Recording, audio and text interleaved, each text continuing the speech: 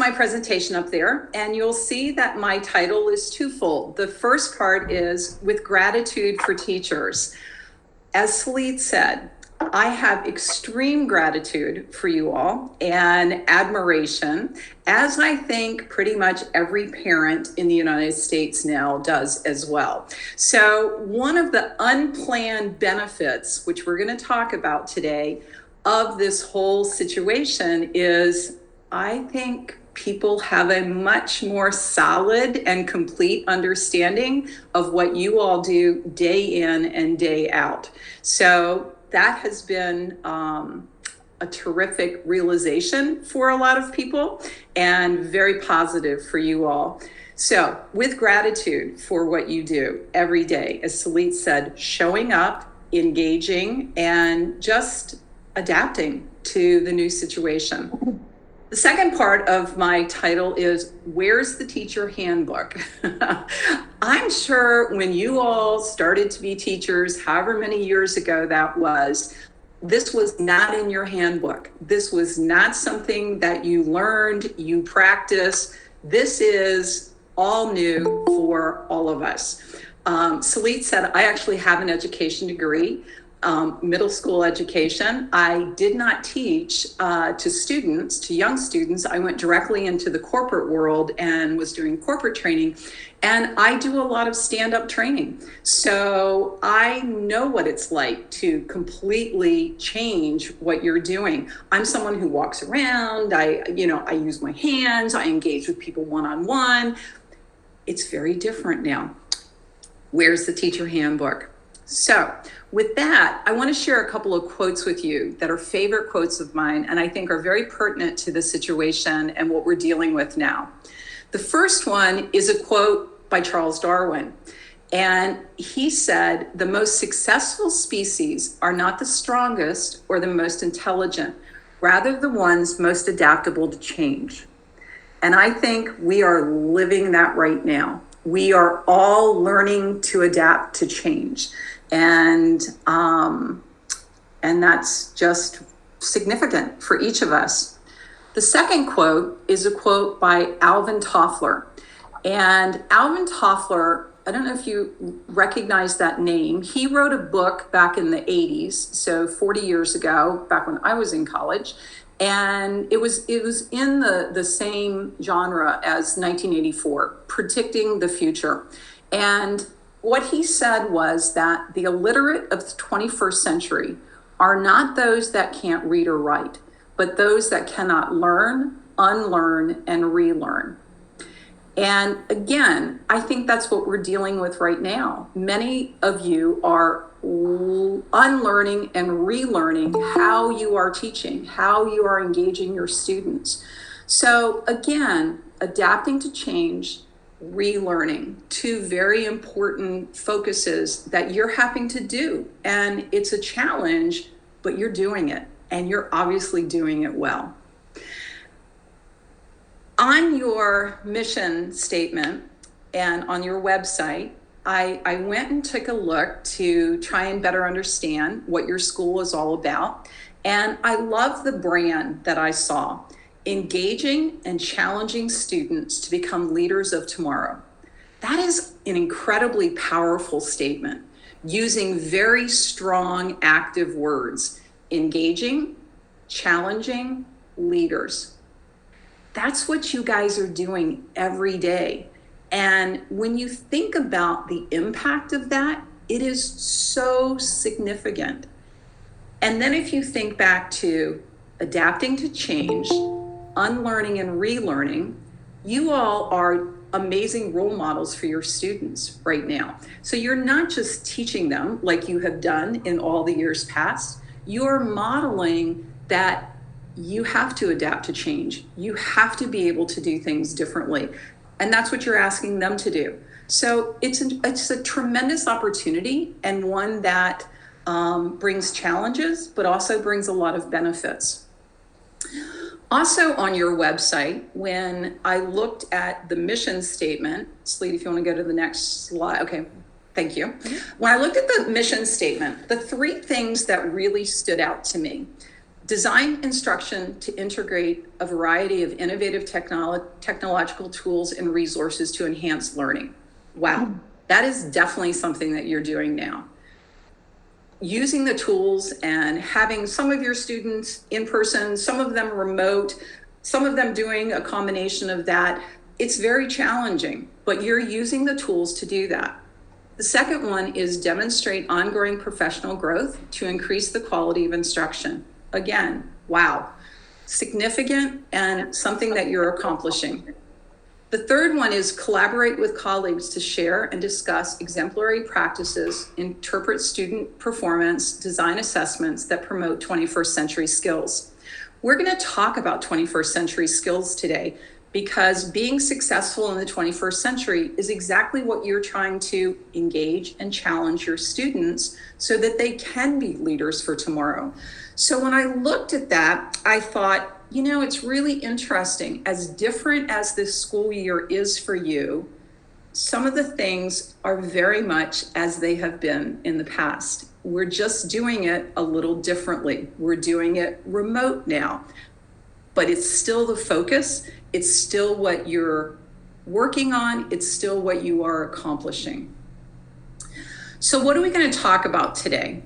What I want to talk about is a number of topics, and I know we only have a little bit of time, and these are topics that I can do a 2-day leadership training on. So Sleet's going to have to cut me off, but we're going to talk about the new territory that you are traveling right now, changes and adaptations. We're going to talk about readjusting your thought process, which is essential that you be able to do that now. About how change brings opportunity. And I know that's a cliche that we say to people all the time when they're going through tough times. Oh, there's lots of opportunities, but I do believe that. A pathway to where you want to go. Figuring out what that pathway is for you all and for your students is also a critical piece. And you do that through vision and goals. And we're going to talk about that. And then I have a question. Is anybody stressed these days? Anybody going through any stress? Okay, I am. So we're going to talk about stress actually can be used to your advantage. Again, I know that kind of sounds like, yeah, right. But it can be. And stress can be the positive that actually motivates you. And then the last thing, and you guys can be thinking about this, I'm going to engage with you and ask you, what are the unplanned benefits that you have seen because of all these adaptations that you are having to make during what I would call a crisis? And if you look at the word crisis, Sleet, if you want to move to the next slide. Okay. Oh, that's interesting. That didn't come in as it typically comes up with just the word crisis, and then it comes in as individual things. So the word crisis is written in Chinese are those two symbols. And I would say that what we are going through now is a crisis. It's unprecedented. And there's absolutely a lot of, quote, danger involved with that.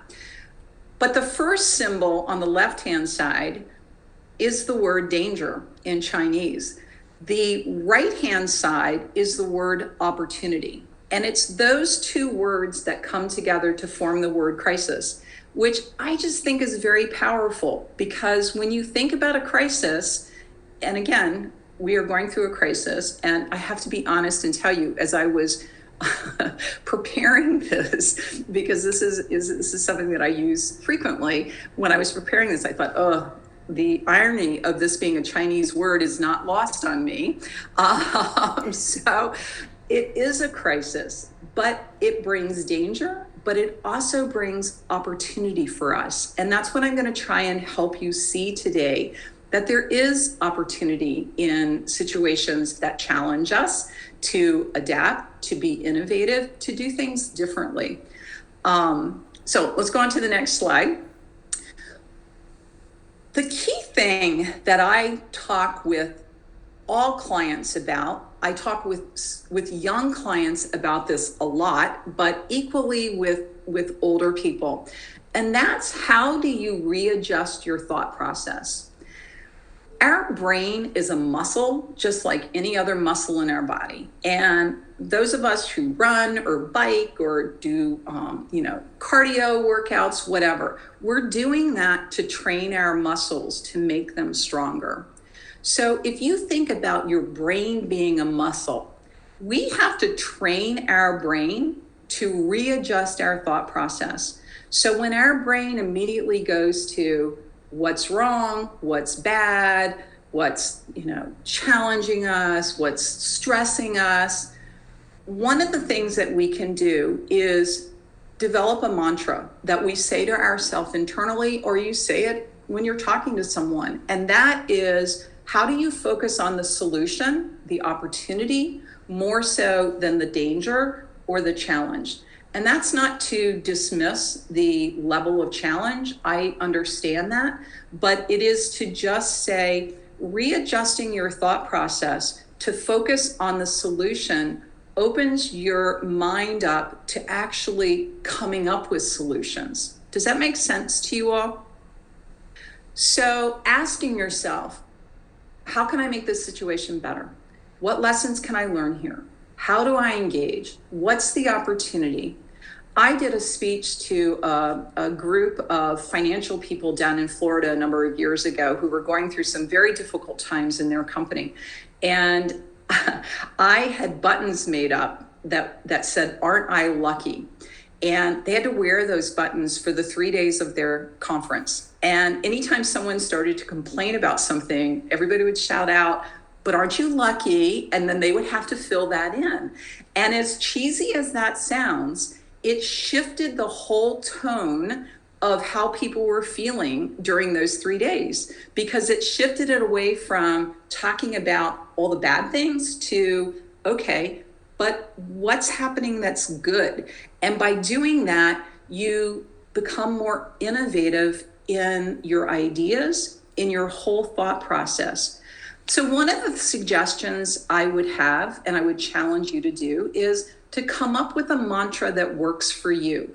That when you're challenged, when you're stressed, when things are not going exactly as you would like, what is that mantra that you can say to shift yourself from the situation to, I can make this better?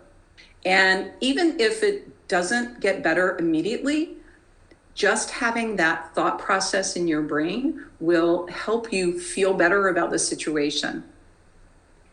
How many people are worriers? Anybody, any parent who's out there, I think, are worriers. We all have things that we worry about in our life, right? So I want you, Sleek, can you come in one at a time? Yeah. I want you to look at a study that was done about worrying. Have any of you seen this before? This is a very powerful study. And when I saw it, I thought, whoa. And I have to tell you, through the years, I have found it to very much be true. So if you look at all the things that we worry about, 40% of them, and obviously this is a generalization, but 40% of them never happen. Okay, so we can take that away. So take that away. 40% never happen.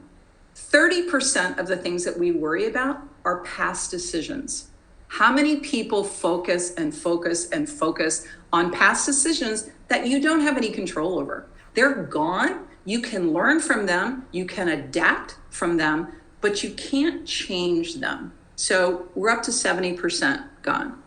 So then you look at the next segment, which is 12% tend to be health-related issues that actually never happen, fortunately. So take that away. And we're down to about 10% being petty issues. And then 8% of what we worry about are actually substantial issues.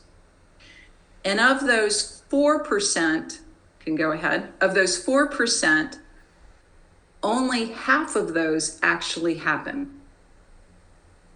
So think about that. All the things that we worry about, only 4% happen. Again, a generalization, but I encourage you to think about this when you're worrying. Is it a past decision? Is it something that you don't have control over? Is it something that really is going to happen? And is it worth worrying now for something that hasn't happened yet? So chunking away at that worry factor, I find to be level setting for me. And so when things are really going awry and I'm super worried about things, I try and calm myself by saying, 4%, 8%, if only 10% of this happens, that's a positive. So instead of worrying about spending time preparing and planning for things is a much better use of our time. I call it adaptive innovation. And again, I'm someone who's going to put a positive spin on things. My husband, by the way, is the direct opposite of me. When people meet him, they kind of go, because I'm a super positive person. He is mezza, but he always says to me, Barger, not everyone likes happy. So I'm pretty happy, but I think happy, positive gets us through a lot of things. And so I use the term adaptive innovation frequently. There was a Booz Allen study done that said legendary inventors, companies, and ideas emerged during the hardest of times. Why do you think that is? Anybody who wants to unmute, tell me. Why do things, really powerful things, come out of very difficult times? The Depression, during the wars. Why is that? Anybody wager a guess? Because there's a need. Because there's a need. Because people, yes, Susan, people are forced to do things differently. You don't have a choice. So you have to do things differently, which is exactly what you guys are doing now. You're doing things differently. You're using your knowledge, strategy, vision, and you're seeking out new opportunities to create value for your students every day. Pat yourself on the back for that. That is not easy, and yet you're doing it. You're doing it every day that you show up. And you are modeling to your students adaptive innovation. Desperate times call for what? Yes, that's good. Absolutely. I also think of the quote, Seth, may you live in interesting times. You know that quote? We are living in interesting times. That's a good thing, though. That's a positive. Okay, so I was talking about the 21st century skills and what you all are trying to do with the students that you work with to make them successful, to make them leaders during this time. So I want to very quickly talk about 7 topics. I'm going to talk about brand very fast, vision, having a vision of where you want to go, goals, making intentional decisions that prioritize your vision and where you want to go, innovating and coming up with breakaway ideas, chunking your time wisely. Has anyone heard the term chunking time before? Roxanne, what is that? You're nodding your head yes. In math, we chunk our content that we're teaching to help students learn it better. So you focus on one particular content, is that correct? So, go ahead.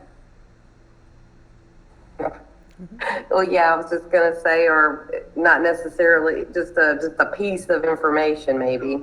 Right. So it's narrowing it down, and chunking time enables you to focus very specifically on one topic or one area. And I encourage people to chunk time frequently in 20-minute segments to start out, because for many of us, 20 minutes of sitting and doing one thing with no interruptions is actually challenging for many of us. But what you'll find if you can chunk time and really focus is that you actually get far more accomplished in that period of time than if you spend yes, absolutely. Oh my gosh. Ashley, that chat just went away, but absolutely. I teach a whole segment on multitasking is worse than a lie. multitasking does not exist. We are not capable with our brains of doing two things at one time.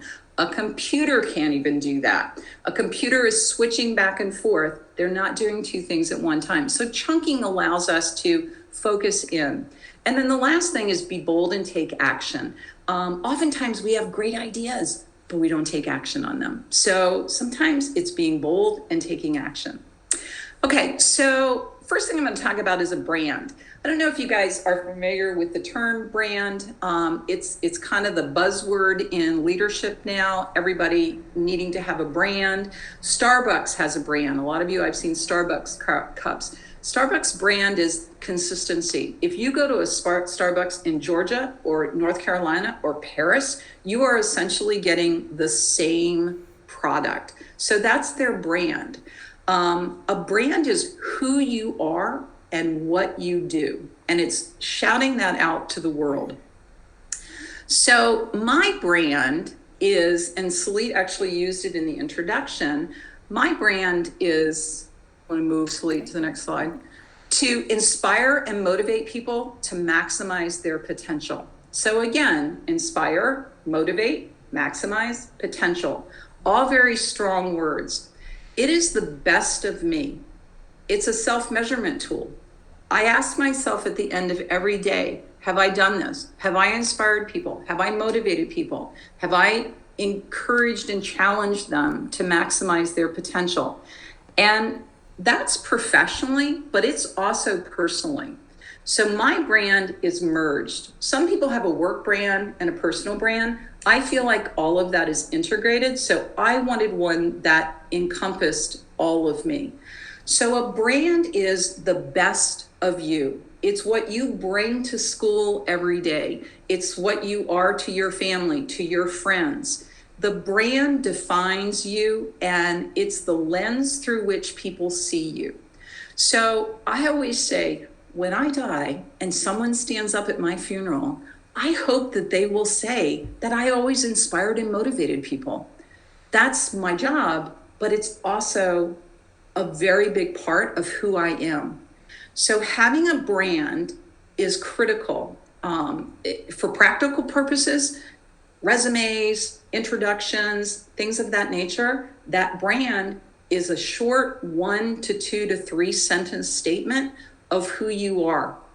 And by setting that as part of an introduction or a resume, someone reads that or hears that, and then it's the lens through which they view you moving forward. So you've already set that. So that impression is essentially and critically important. So having a brand is one of the definite success opportunities in the 21st century. The next one that I want to talk about is vision and goals. And as I said at the beginning, I spend a half a day in teaching adults about vision and goals, and I'm going to do it to you in about 3 minutes. So understand that it's very condensed. So why vision? Big picture is critical, especially for a long haul, which is what you guys are going through now. We don't know when this is going to end and going to change.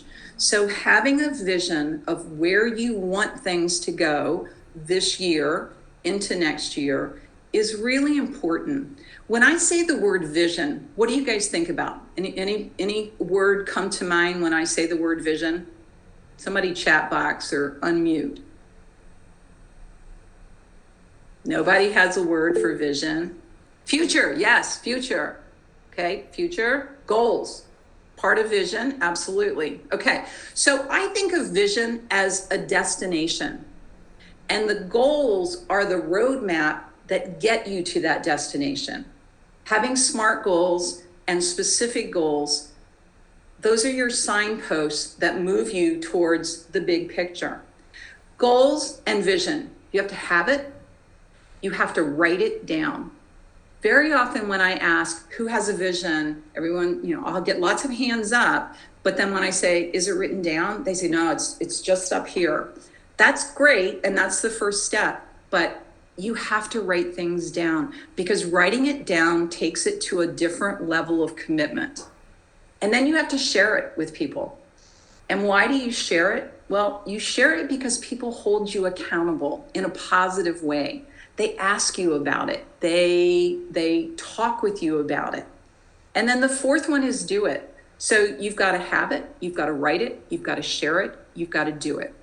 That's true for you all. It's true for your students. It's true for everyone. And I always say when I teach a class, I say, if you walk out of here with only one thing, I hope it's a commitment to defining that big picture and then the specific roadmap to get you there. If you look at companies that have visions, Google, their vision initially was to organize the world's information and make it universally accessible and useful. Have they done that? Absolutely. Are they still doing it? Yeah. This is a vision from when they started, but it's still their vision. And I love Apple. Steve Jobs, back whenever the iPod came out, stood up at a conference and said, I'm going to put 1,000 songs in your pocket. And everybody scoffed at him. And he had this little device and he said, this is going to hold 1,000 songs. And people didn't believe it. And look at where we are now. More than 1,000 songs in your pocket. But that was his vision. And then he created the goals that took him to that vision. So what I've done on the next page is I've actually showed you a copy of my vision from last year. And I don't know how well you all can read that. In fact, I can't even read it. But my vision, I'm 62. So I'm pretty set at this point. And my vision stays pretty much the same year to year. But what I wanted you to see was the format of the vision. So I'll read you my vision: to be present with family and friends, because that's the most important thing for me in my life, while expanding business opportunities. I love what I do. Seeking adventure and improving life skills, and then challenging my fitness, because I'm an athlete. So that's my vision. And then I break it down. Sorry, I'm pointing at the screen. I usually have a flip chart. Then I break it down into themes. And you can see the color of family and friends is one theme, business opportunities is the next theme, seeking adventure and life skills is the third theme, and challenging fitness is the fourth. So I've got the big picture, but then I've got very specific categories within that big picture. And then I get exceedingly specific, because this is what I'm committing to doing in a year. And if I write it down, I tend to do it. So, I mean, if you probably can't see it, but my first thing is, it says LMB contact 5 times a week. Those are my kids. They're 30 and 32. But I want to make sure that I have some contact with them, not phone call, text, an email 5 times a week. If you look over at challenging fitness, I do a minimum of 3 triathlons a year. I do a minimum of 6 5Ks. It's very specific. And then I'm a big check off your list, so I check it off as I do it. I look at it every month. I see, oh my gosh, it's October and I've only done 2 triathlons. I got to do another one. And it just keeps me on track. And that's what vision and goals do. So very quickly, I know we're running out of time here. If you think about goals, I'm sure you've heard of SMART goals, right? Specific, measurable, attainable. Everyone typically says realistic there. I use the word relevant because it has to be relevant to your vision to make you want to do it. So make them relevant and on a timeline. We talked about the goal themes and how important that is. The have it, write it, share it, do it. The next screen looks at a bullseye. And again, I'm a very visual person, so I find this very important to see the big picture of it. The short-term goals are your to-do goals. They're the kind of 1 to 30 days. The mid-range are special projects, and the long range are career type goals. Which ones do you think we focus the most amount of time on always? Anybody? Okay, I'll tell you. Short. Absolutely, Lisa, short. We spend, and we have to, right? We have to get through our to-do list. But in the scheme of things, what's the most important really in the scheme of our life? What's most important? It's the long term. So I encourage you not to forget about those long-term goals and how important they are.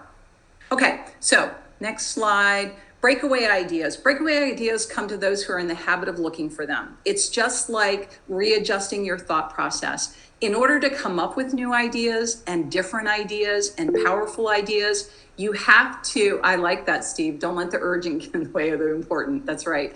But you have to be looking for ideas. And the only way your brain can come up with good ideas is when it has slack time. It has to have what I call slack time. It has to have time to rest. And that's when your creativity flows. So a suggestion that I make to all clients is during the course of a day to sit for 5 minutes or 10 minutes and just think of ideas, think of things that you can be doing differently, and then try those out with confidence and collaborate with your peers about them. That's also essentially important. Okay, curiosity is key. Number one skill for 21st century, curiosity, asking questions. Okay, is stress a good thing? It can be if it's managed. And I know that's hard to think about, but it truly can be if it's managed. The next slide is a study that was done at UCLA. I love it. And it compares 5-year-olds with 44-year-olds. So 98 creative thoughts a day versus 2. What happens to us? We become boring. I mean, really. And I'm 62. So think about how boring I can be.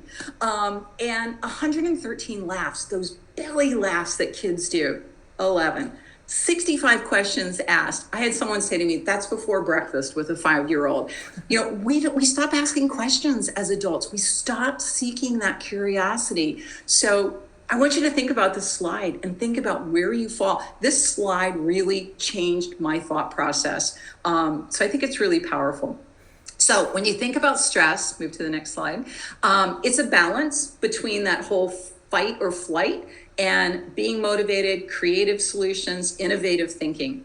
So what does stress bring to us? Sorry, I'm going really fast here. When it's harnessed, it can have numerous benefits. It was the key for survival, right? But too much can be detrimental. But you can use it for performance. And we're not the first generation to face it, but we're the first that's trying to turn it into a positive asset. So things that are beneficial and positive benefits of stress, it sharpens your memory.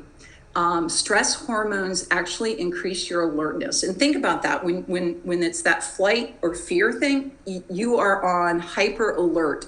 It actually boosts their immune system because those immunities come in to protect our body.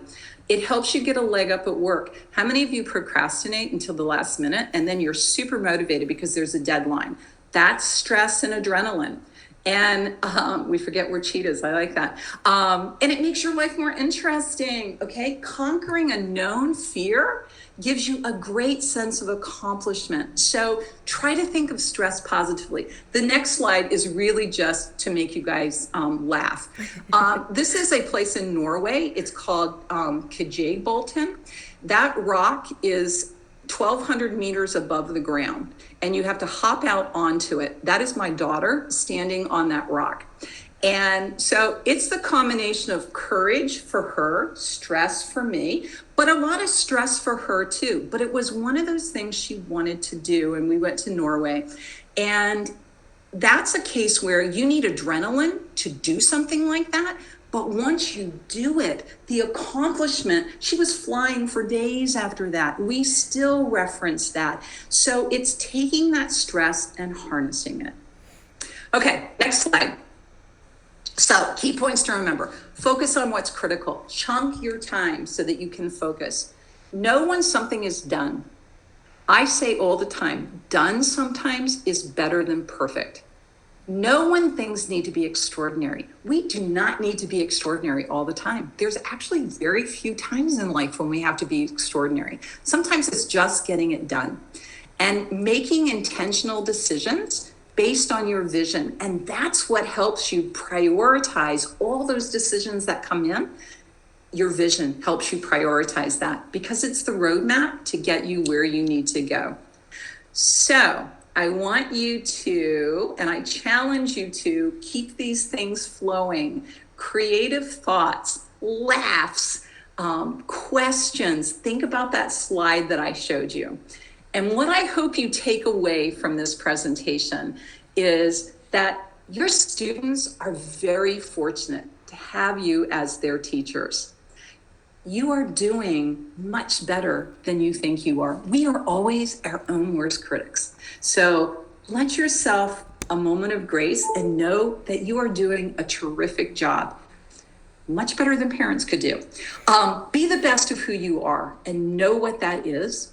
Create a vision and look at that bigger picture.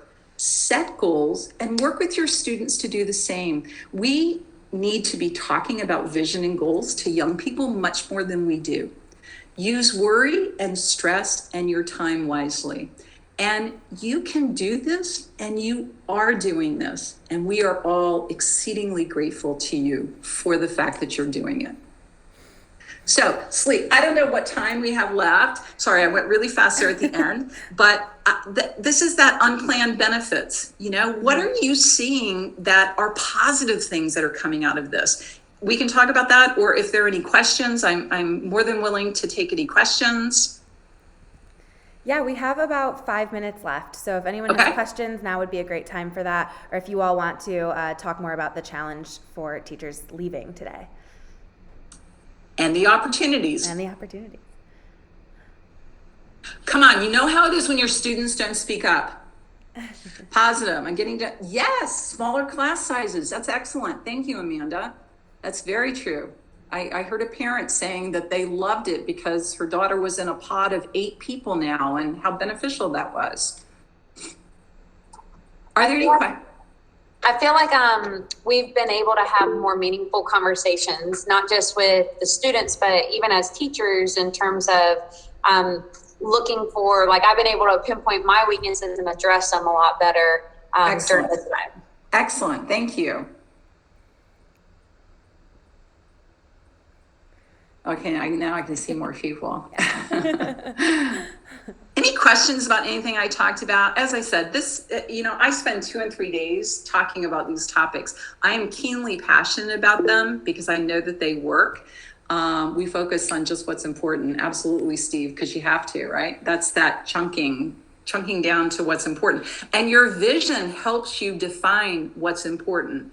Again, if you look back at my vision, those are the critical things in my life. Forcing us to use technology more, absolutely. Some of us are more comfortable than others with that. Any questions about anything I said? Any comments? Do you buy what I'm saying? I'll speak. It's very helpful. I think it's in line with everything that we're being challenged with, but also trying to get done as well. I think for us, just learning to enjoy each other while we're here at work. This is our family for 8 hours of the day. And so not just stressing over, but enjoying the journey together in this challenging time as well. Marcus, I have to tell you, my line is the joy is in the journey. And we actually have a vacation home that's named Journey's Joy. So I'm with you there. We just have to enjoy whatever it is that's being presented to us. Thank you for saying that.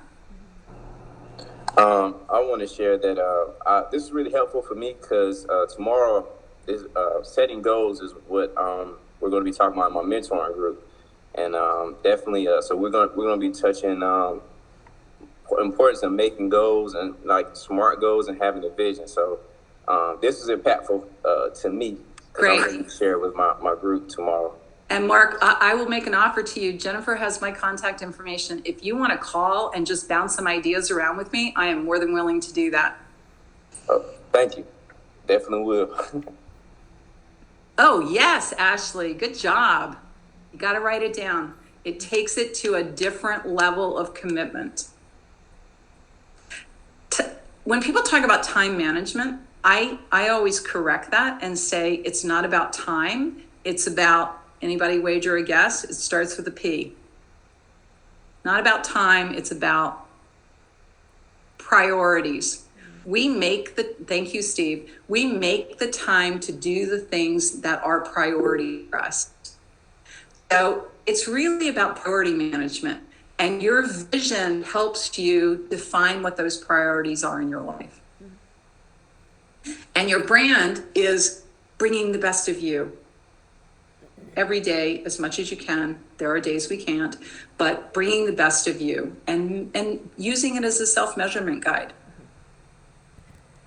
That brings us to time for this morning. So I just want to thank you so much, Barger, for being with us this morning and this amazing presentation, and to all of the teachers at Grovetown, especially you, Jennifer Barefoot, for organizing this on the behalf of your teachers. It's been a great morning. I really enjoyed it, and I'm not even a teacher right now. So once again, just a huge thank you to all of you. Yes, thank you for your time. Yeah, it's been great. So woo! Have a wonderful morning, everyone, and I think that's it. Keep doing what you're doing, because you're doing it great. You are. Bye-bye. All right. See you.